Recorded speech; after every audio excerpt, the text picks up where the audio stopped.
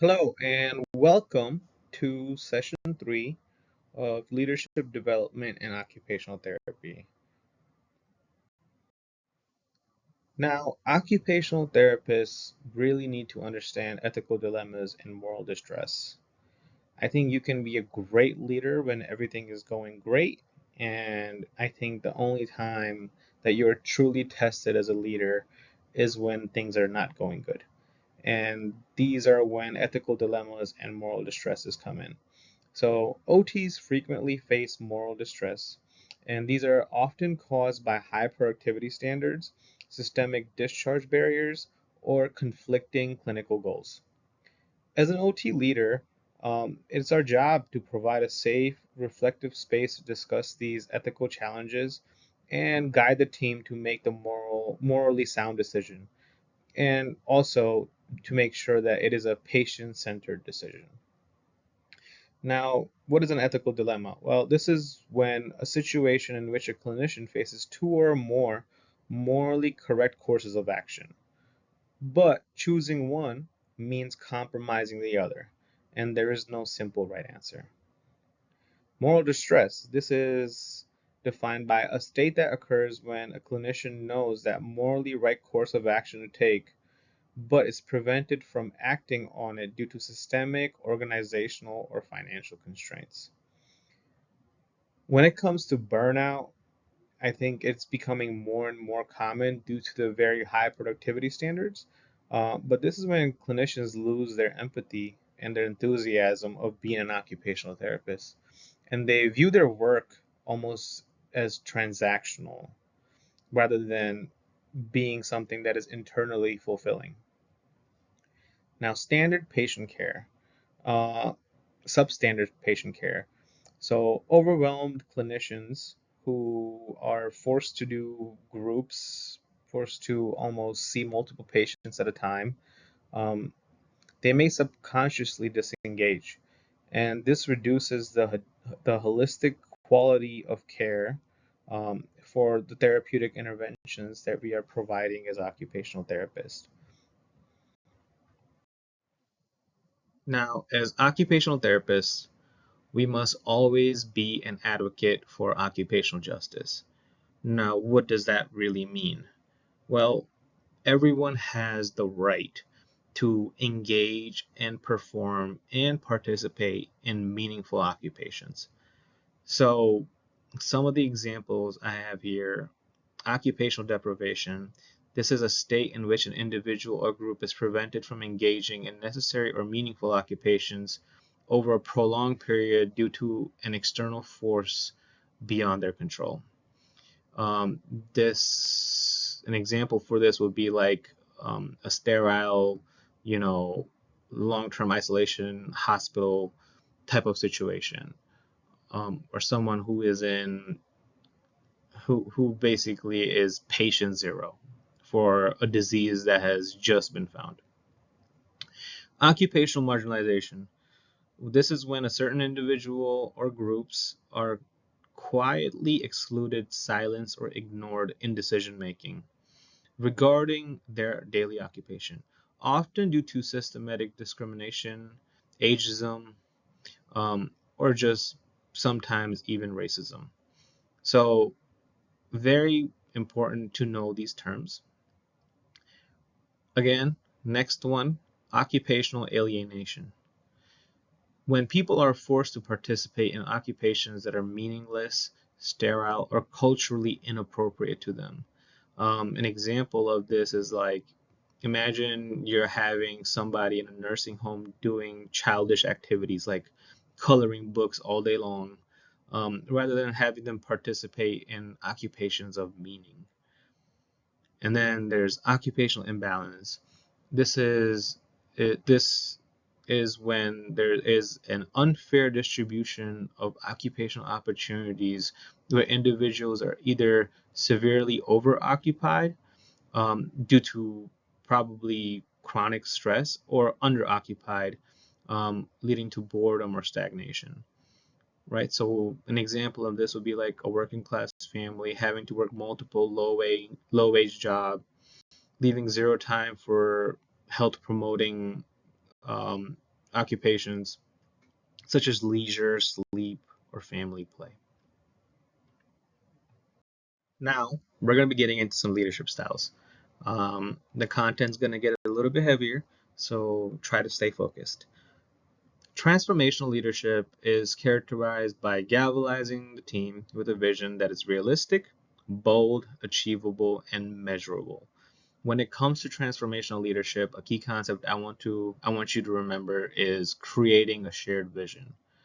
So, transformational leaders focus on developing emotional attachments with their followers and other leaders to create buy-in into their shared vision.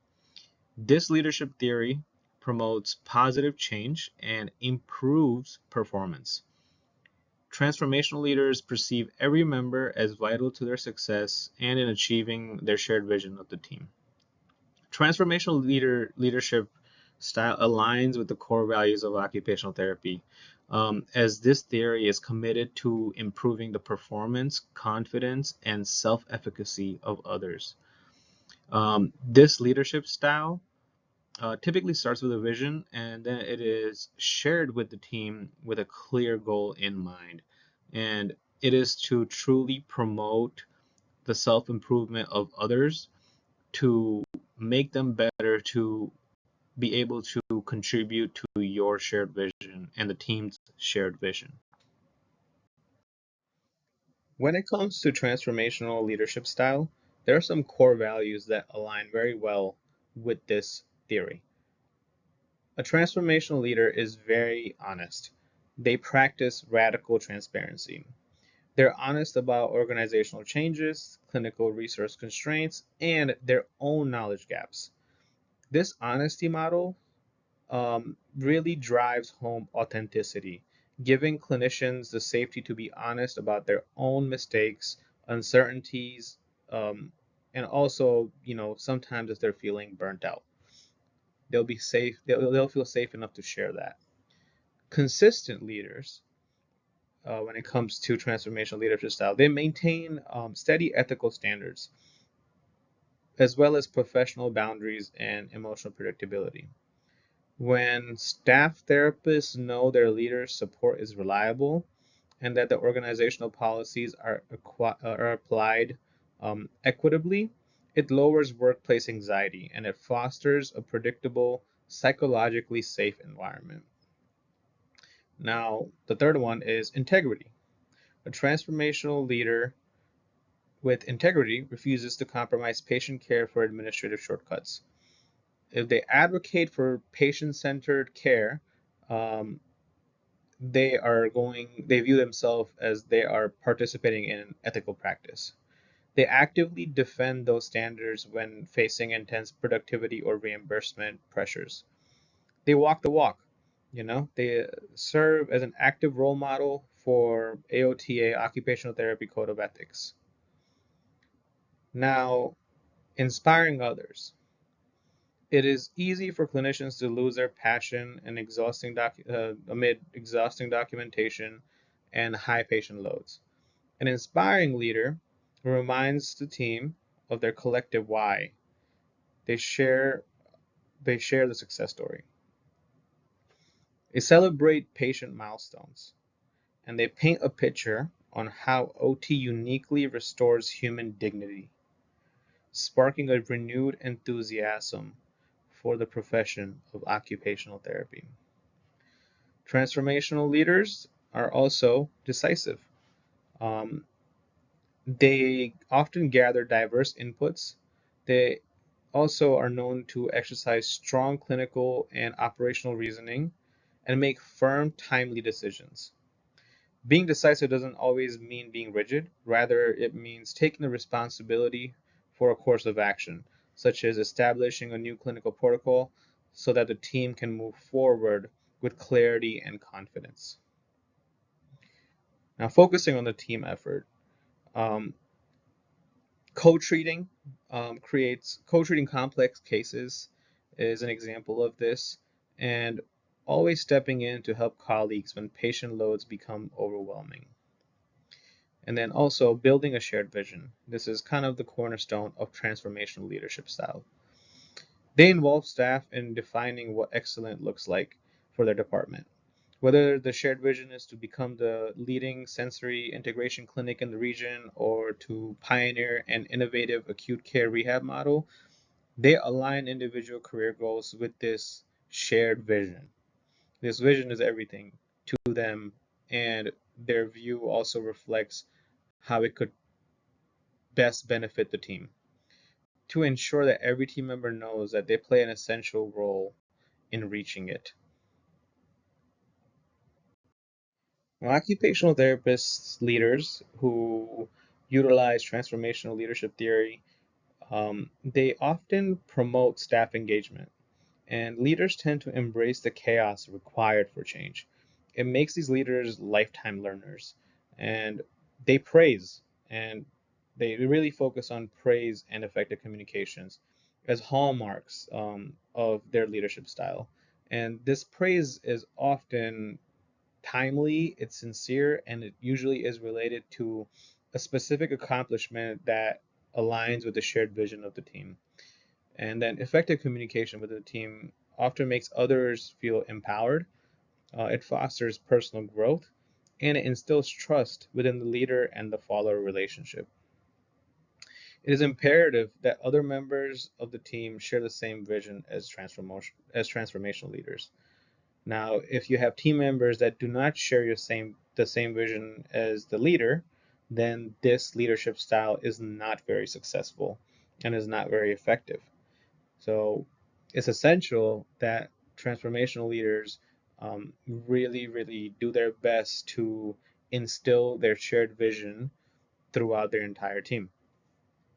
Now, when it comes to um, transformational leadership theory, the vision is not like a dream destination. It's often a strategic plan to improve effectiveness, productivity, or quality of the product slash care delivered.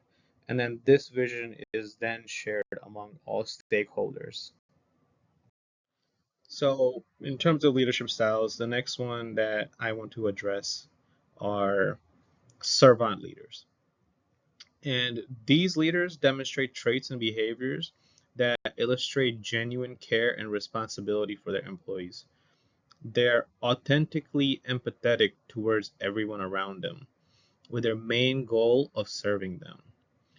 The servant leadership style is well researched within occupational therapy and is brought up essentially in every occupational therapy program and also in every research when it comes to leadership in occupational therapy. But something really important to remember is um, they really strive to show genuine care and responsibility of others. Occupational therapy leaders, and some research has also suggested that OT leaders should also utilize both transactional and servant leadership styles to offset the economic, personal, and professional stressors of today's healthcare industry. Um, and we should really focus on positive reinforcement to reward employees rather than a negative one. And servant leadership style is really interesting. It's probably the most researched OT leadership style that is out there. So, yeah, we're going to be diving more into it. Now, servant leaders, they really focus on their team and the people in that team. There's a seamless parallel between how OTs treats a client and how a servant leader treats their staff member. So they both prioritize the holistic well-being, and that includes the spiritual, physical, and the psychological well-being of that human being. So they really care about their team, and they seek to understand the problem. So rather than managing from a distance, servant leaders practice active, non-judgmental listening and seek to understand the emotional and psychological state of their team. They have a deep investment in personal and professional development of the team members. Um, this concept directly addresses the problem of deficient mentorship in OT. Servant leaders intentionally carve out time to provide coaching, clinical mentoring, and continuing education opportunities. They do not just build better workers, but they cultivate the next generation of better OT leaders, and that is typically their focus. They also serve in community building. Now, this concept of stewardship means that they are holding the organization and the profession in trust of a greater good. Building community involves creating safe spaces of care at both micro level, which is a clinic, and also the macro level, which is the community. So they don't just care about their own clinical success or their own organizational success, but they also care about the community success.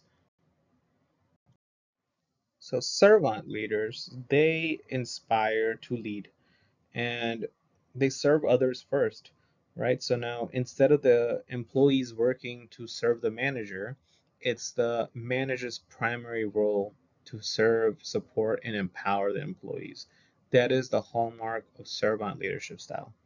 Now, a key point of servant leadership, which is great, and that is that it begins with the natural feeling of one wants to serve first. And this then inspires a conscious choice to lead. Now, there are many people that enter workplaces with, emotional trauma from prior toxic work environments. So this type of leader also serves as almost a healing tool. A servant leader fosters a supportive culture that helps employees overcome past emotional distresses and move forward more whole. Persuasion. Now, they do not rely on positional power, threats, or coercion to get things done. Instead, they use consensus building, logical reasoning, and gentle persuasion to gain buy-in from their team. Now, this is an important distinction to make from a considerate leadership style, because a considerate leader will actually sometimes value the opinion of others more than their own. But there's gentle persuasion concept in servant leadership style. They balance the immediate demands of daily work with long-term visionary perspective, thinking beyond today's administrative realities to look at the bigger picture. Um, and they really see people as having intrinsic value rather than just um, employees. And they care so much that um, they care about them more than just a tangible contribution that they can provide to the business. Switching gears here, getting away from the leadership styles, there are some other obstacles that a leader faces when it comes to being a rehab director or being in a leadership position in a rehabilitation setting. Now, the first one is going through change. At my first job I ever had, they switched companies of the skilled nursing facility that I used to work at. And with that came with newer productivity standards, to newer vacation time earned, to everything just kind of flipped on its head. And you know when it comes to leadership during this time, you need to be a steady and almost a reliable anchor for the clinical team while they're navigating these rapid shifts in organizational changes, healthcare legislations, insurance reimbursement, and even organizational restructuring, which is kind of what happened with me. So, really important to keep these other factors in mind as well. Also, employee resignation. Um, I had probably one of my favorite therapists ever leave while I was a lead occupational therapist. And it's kind of important to identify why they decided to leave, right? Was it because of financial reasons? Was it because of personal reasons? Or was it a professional reason? Did something happen at work that they didn't like? Or did they get a job that is going to pay them more? So it's important to identify these things so that you can make your organization better by retaining the best therapists that are out there. Now, continuous quality improvement, right? You need to regularly analyze clinical workflows and patient outcomes to identify bottlenecks, obviously, and innovate better ways to deliver occupational therapy services or any rehab services. Mitigating burnout, proactively managing productivity expectations, fostering psychological safety to protect staff from the exhaustion of common modern healthcare. My entire 7 years, 6 years, 6.5 years of being an OT, I might have had one manager who, was so strict about productivity. And I'm really grateful that I only had one. I know a lot of people have had pretty much every single manager. And it makes the workplace exhausting because there's not only the pressure to perform and treat the clients at the highest level of care, but then you also need to think about other factors, right? You have to think about your personal factors as well, because hey, if I don't hurry up and do this, then I'm hurting my productivity and then I might get fired. So mitigating burnout and balancing productivity standards are very important.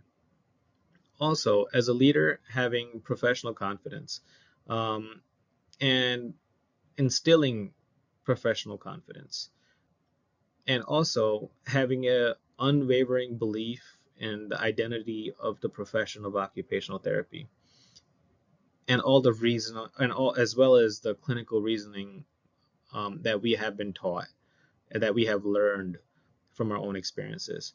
And this should almost serve as an anchor for the rest of the team, right? You gotta lead by example. So, yeah. Now, a 2 hour course is not going to be enough to enhance leadership skills, but I really want to inspire novice occupational therapists to seek out more learning experiences where they can enhance those leadership experiences, those leadership skills. So we're going to talk about foresight, and this is a concept where it involves learning from the past, right? Understanding the realities of the present and identifying the consequences of a decision before it is made. And sometimes you're not going to be able to achieve this until you have gained a few years of experience. Another concept when it comes to leadership in occupational therapy is reflective practice. So this involves continuous, structured process of analyzing one's own actions, decisions, and experiences to improve future leadership and clinical outcomes. Another key term is moral courage. This is the willingness to face fear against administrative pushbacks or professional risks to stand up for ethical, client-centered care. Our clients will always come first. Um, if you are being forced to do something unethical, you need to be able to stand up to it um, and not do it and speak up about it. There is also this term moral residue, and this is the lingering emotional and ethical frustration that builds up over time when a clinician is repeatedly forced to compromise their professional values.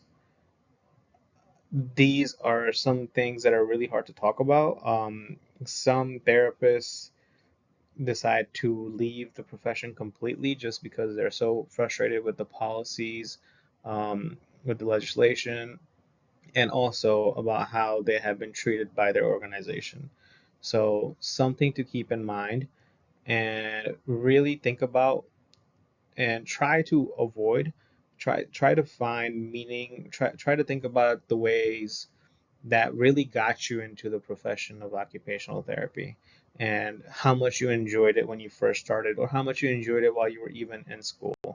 Those core values of occupational therapy have not went away. They're still present in our profession.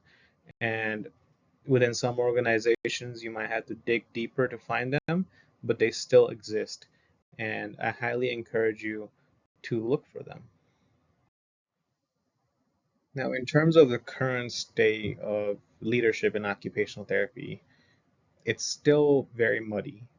There are OT leaders that are extremely reserved, that are not, maybe they're just too busy to participate in research opportunities. But there isn't really like a general consensus of what type of leader you should be or how they achieve to get into that leadership position.